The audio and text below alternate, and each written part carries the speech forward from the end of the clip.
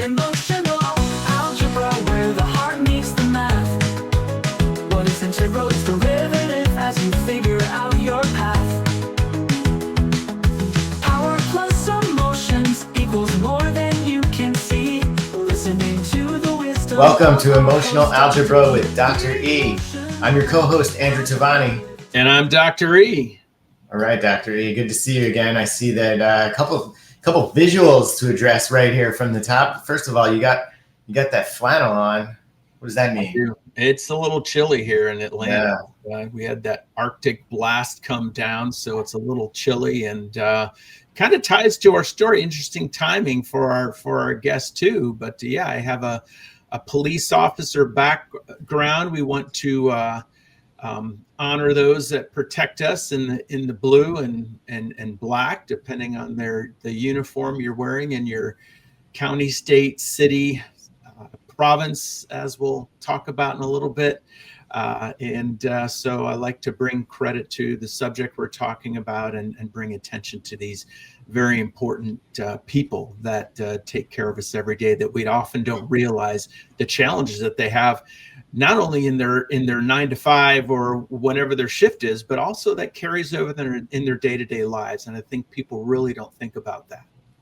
Yeah, that's right. So also, as we've been exploring AI a lot in this podcast, that image is an AI generation for you right there. It is AI. Gotta reference that and make sure I'm giving reference to the images and content that's AI, and all honor to it, and an honor to the people watching this, just to help them understand what's real and what's generated.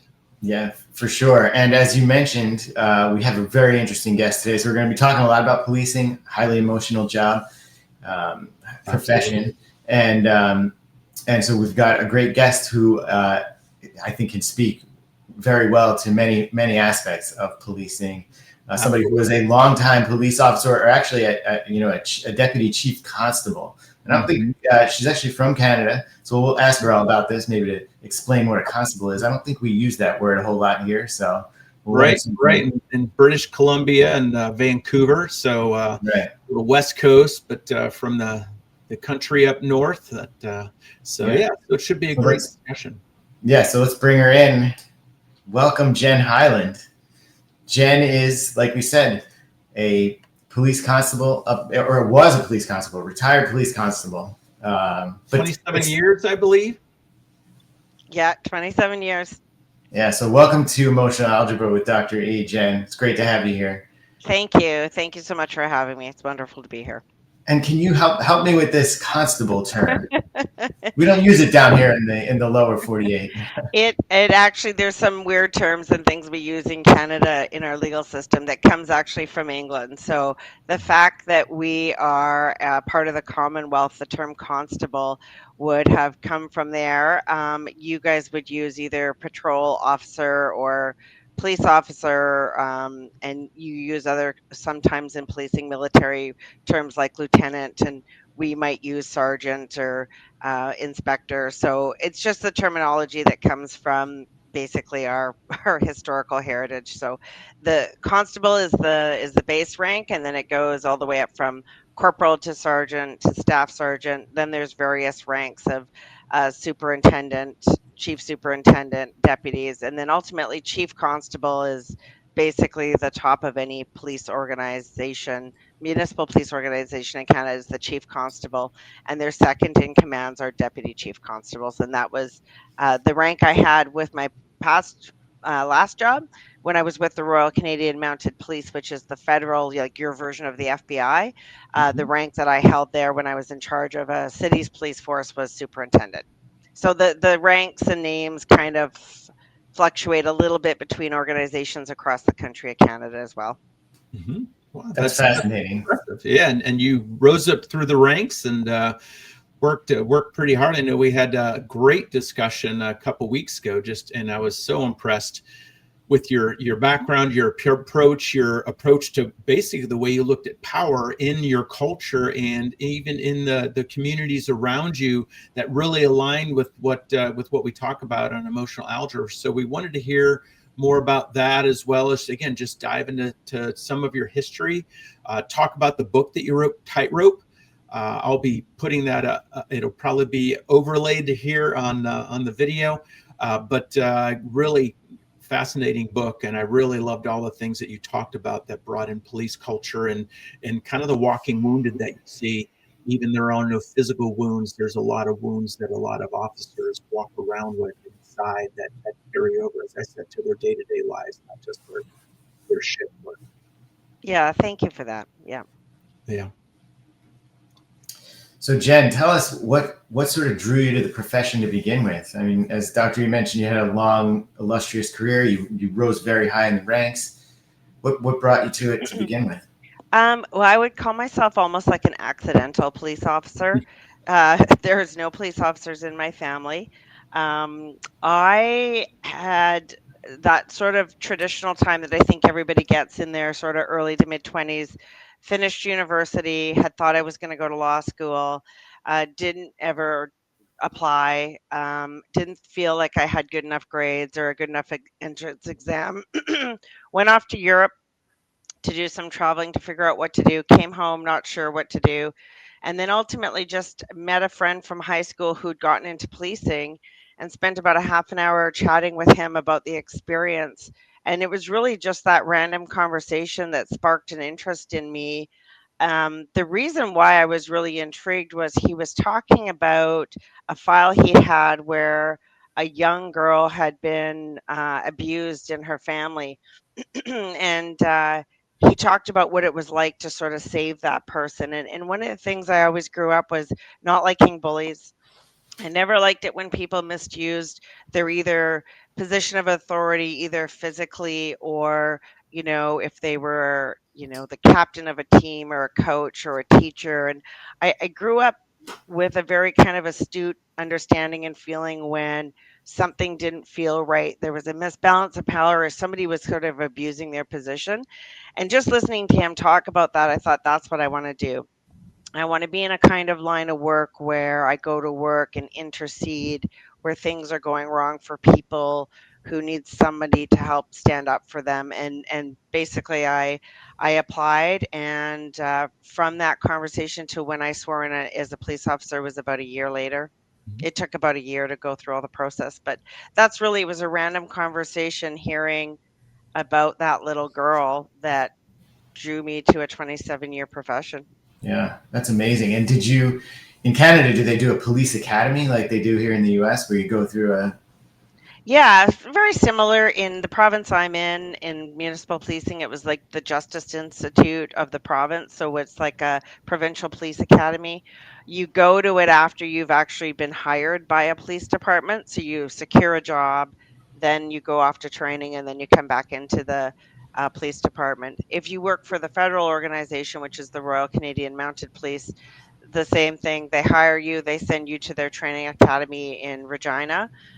You do 6 months there, and then they ship you off to wherever it is you're going to be posted for some additional training. So I think in the States, like Canada, it's kind of a mishmash. Basically, you get hired or you get trained and get hired, and it's generally there's some kind of coordinated training process that happens. So it's very similar. Yeah. Do they prepare you for the psychology of what's going to happen when you're, in the force? Oh, sorry. It's not a slight on any police organization or policing training in general. It is that is very difficult to prepare people for. And I would say this, policing is a profession, and a lot of it is technically based. So they can teach you how to shoot your weapon. They can teach you how to tactically drive a car. They can teach you how to handcuff a prisoner, how to, combat fight if you have to. They can teach you how to write your report and understand the law, what you need to do in court, how to give evidence. Unfortunately, there's really no standard way of teaching somebody how to psychologically and emotionally prepare themselves for the exposure and or how to process and deal with exposure afterwards. There are generalized techniques that should be taught to police officers. We're better now than we were before. I received zero discussion in my policing about when you see your first dead body, you might feel like this. When you see your first dead baby, you might feel like that. And here's some of the steps you should go through.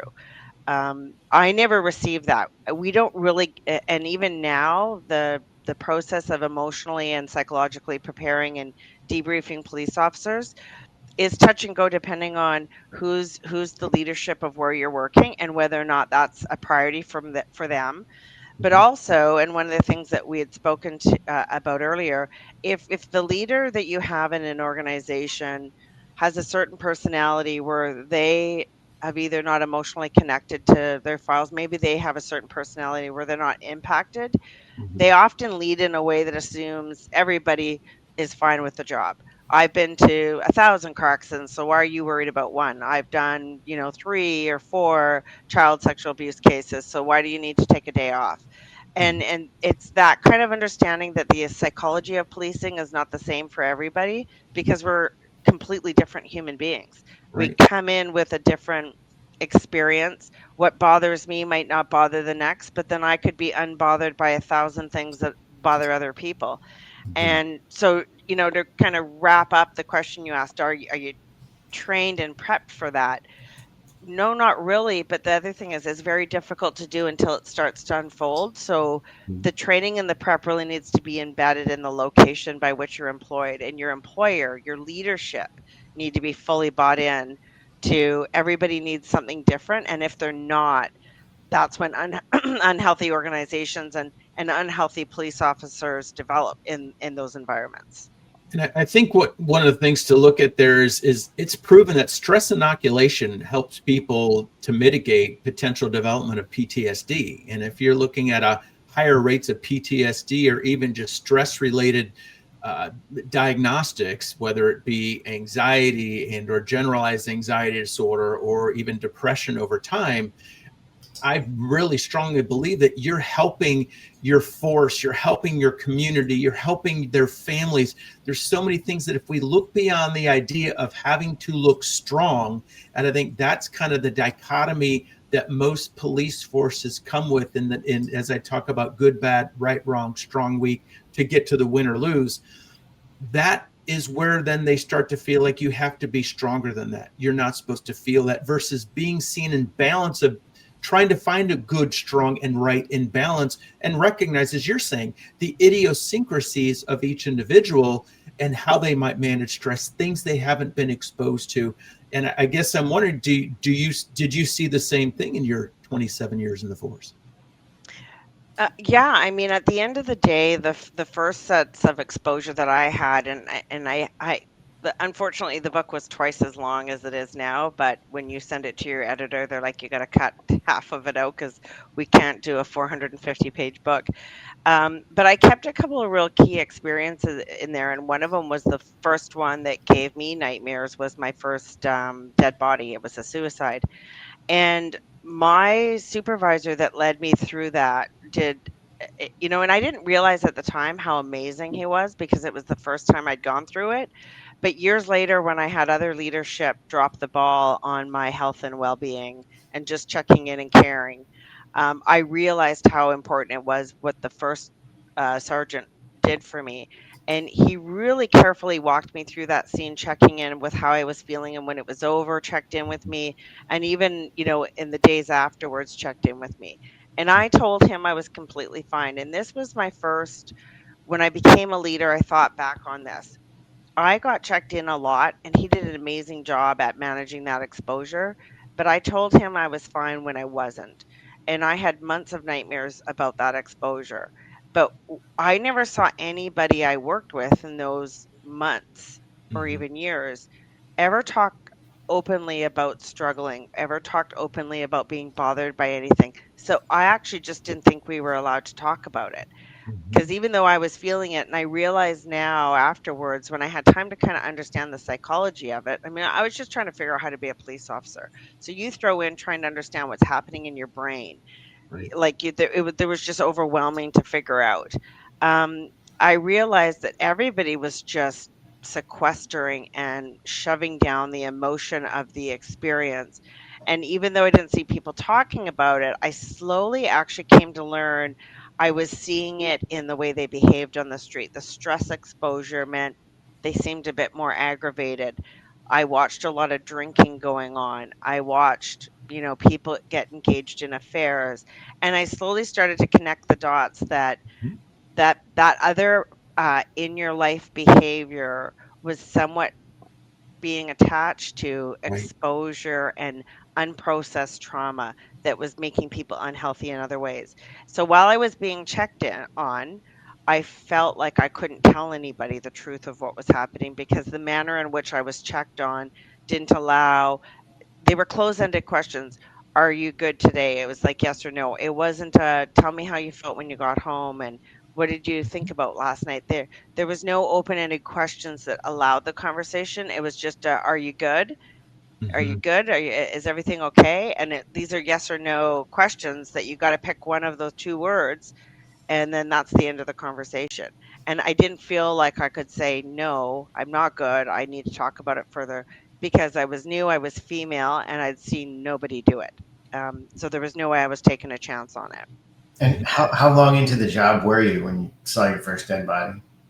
I was actually still in my training. So as part of my training, Cool. I probably had I'd been in training for 3 months. I was out on what they called my field training, so it's another kinda 3-month stint that you do with a partner, and then they send you back to the academy, so I was in that 3-month stint. So I'd been in the academy. I saw that dead body probably within the first 6 to 8 weeks of that training, and then I went back into the academy for more, so, a few months when and it was a suicide, it was a hanging. Mhm. Hmm.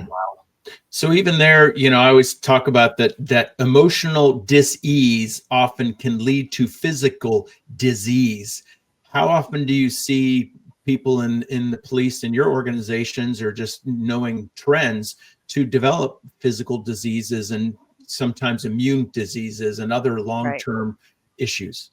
Yeah, well, I'm the picture of unprocessed trauma that led to disease. I have multiple sclerosis. I was diagnosed with that once I became a superintendent in charge of a detachment. I am the picture of someone who just learned to be super resilient. I squished it down. My body had to deal with the trauma somehow. On the outside, I look completely put together. It Mhm. was I'd never let them see you sweat. I'm gonna lead my way through this. I was always very attuned with how other people were feeling and that they needed a break.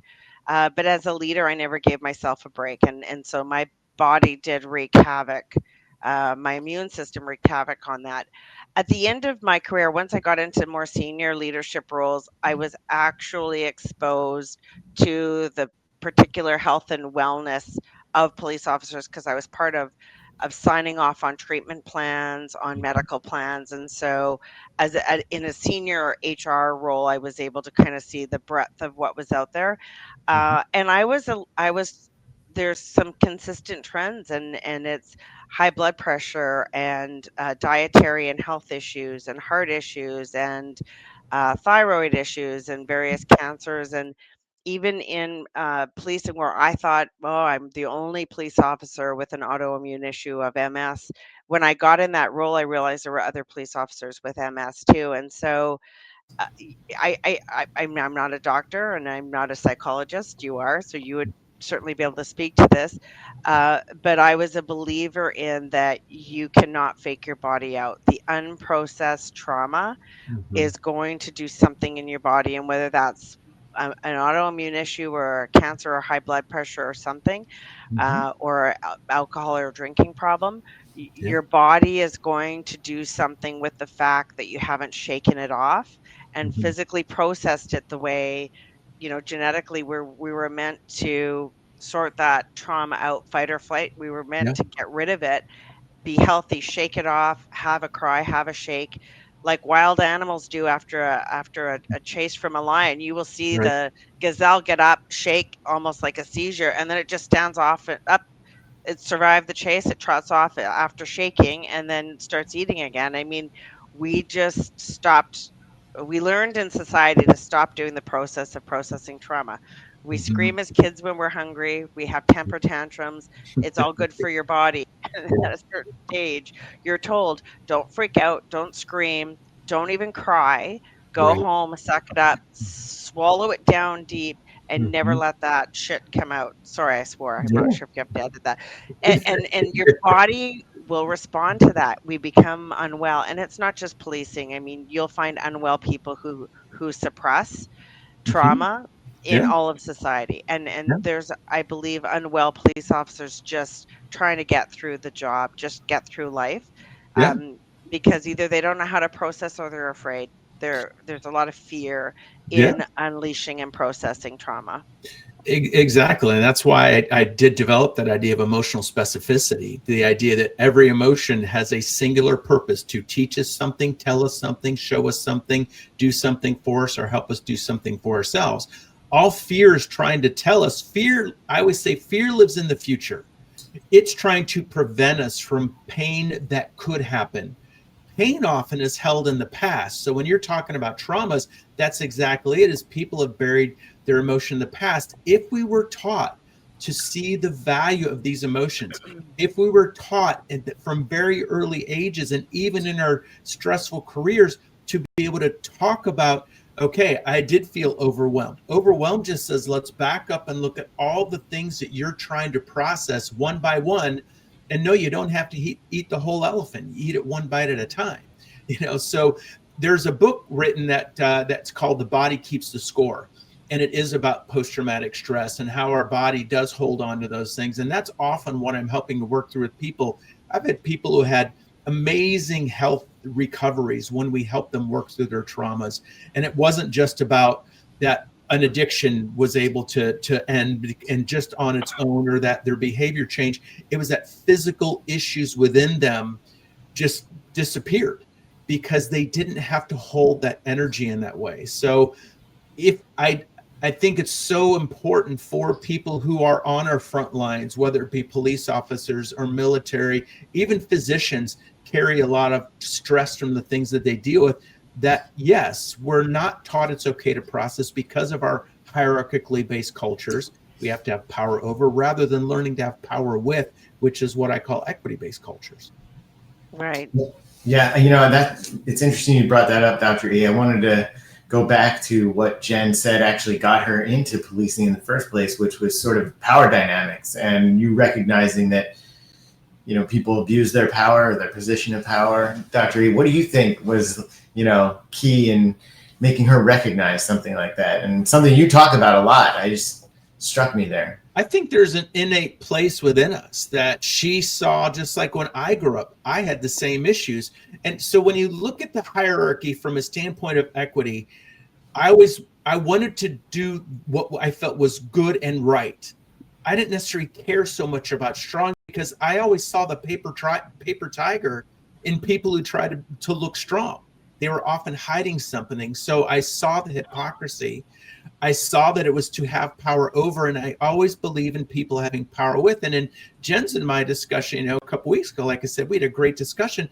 Very much did she have that same innate sense of seeking true justice that allows for people to see what happens in life and that there are natural consequences. And we have to be careful of even how we in our justice system manage those situations, because we have a lot of sick and mentally ill people who are incarcerated, who never get the help they need, and who basically people, whether they're the police officers or the people who feel aggrieved or the judges who kind of lose their sense of this is about helping somebody to learn from what they did, not just be punished for what they did, that we don't help change the views and attitudes of those people we call criminals, as well as the way that we view them, that these are often people in need of help and support and a deeper understanding.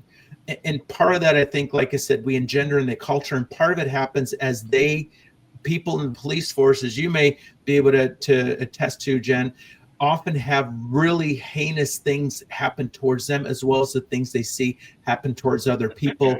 And that drives our emotional perceptions and perceptual accuracies and inaccuracies of situations. Yeah, I mean, it's an amazing summary of it. It's interesting, when you first get it. When I first got into policing, I was taught it's more black and white. Person X has committed crime Y. Here's what the law says about how you deal with that person. There's a certain investigation you need to do, gather this evidence. They go off. Maybe the crown, and in your case, your attorneys and prosecutors approve the charges. After you go to court, the judge in the process tells this person is guilty or innocent, and then this is the assigned punishment the society has. And it was very easy to compartmentalize files as a police officer when I was strictly an investigator. The more senior I got, and when I got into leadership roles, you start to slowly understand human behavior. But also, as part of your investigation, you learn, offender, Bobby didn't just show up as offender Bobby at 35. And in part of your investigation, when you decide to learn about human beings, because when you're interrogating them, if you're curious and you ask questions, you learn about people, it helps you with your investigative file. And that was a technique that I used very early on, asking and getting to know who everybody was in my file. But what that did was expose me to the fact that everybody comes to any particular incident with a background. And at 35, Bobby might have at some point been a 6-year-old whose parents divorced, and then he ended up in foster care, or he was raised in a drug addicted family or a violent family, and he watched his mom get beaten, and he ends up with and then mom has a boyfriend that beats and then maybe abuses him.